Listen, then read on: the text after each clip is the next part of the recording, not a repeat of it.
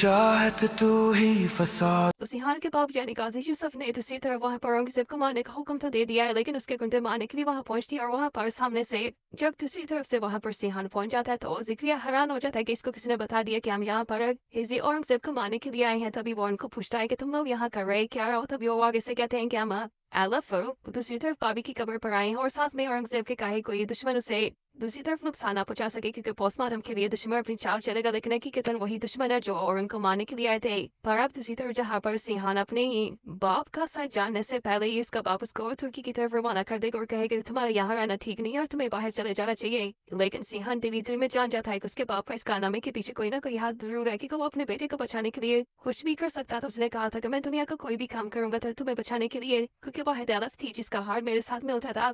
Postmortem में जब report आती है कि एलफ का हार्ट ही गायब है, उसका हार्ट उसके सीने में नहीं है, तभी सिहान चौंक जाता है, हैरान रह जाता है कि एलफ का हार्ट मेरे सीने में क्या कर रहा है। तो उस रिपोर्ट से देखते रहो बताता है कि ये तो एलफ का हार्ट है जो मेरे सीने में चल रहा है। अभी वो आप हैरान हो ही रहता है पीछे से गाजी यूसुफ आ जाता है और कहता है बेटा अपने आप को संभालो, मेरे पास और कोई चारा नहीं था। लेकिन दूसरी तरफ औरंगजेब कहता है कि मुझे तुम्हारे बाप पर पहले ही शक था, इसकी मौत के पीछे तुम्हारे बाप का ही हाथ हो सकता है। अब सिहान को जानकर काफी गुस्सा आता है कि उसके बाप ने इसकी मोहब्बत को उसके दूर कर दिया। वो कहता है कि बाबा आपने मुझे जीते जी मार दिया है, काश आप मुझे मरने देते और अरफ को जिंदा रहने देते। जब मुझे इतनी तो फिक्र ना होती कि अरफ आज मर चुकी है, कम अज कम वो इस दुनिया में जिंदा तो होती, लेकिन आपने मेरी मोहब्बत को जीते जी मार दिया है। अब दूसरी तरफ जहाँ पर सिहान को ये जानकर काफी दुख होता है कि उसका बाप इसकी मोहब्बत का दुश्मन निकला है। दोस्तों चैनल सब्सक्राइब वीडियो को लाइक कमेंट सेक्शन में बताना ये ड्रामा आपको कैसा लगता है, और इसके अलावा आप ये ड्रामा कहाँ से देख रहे हैं।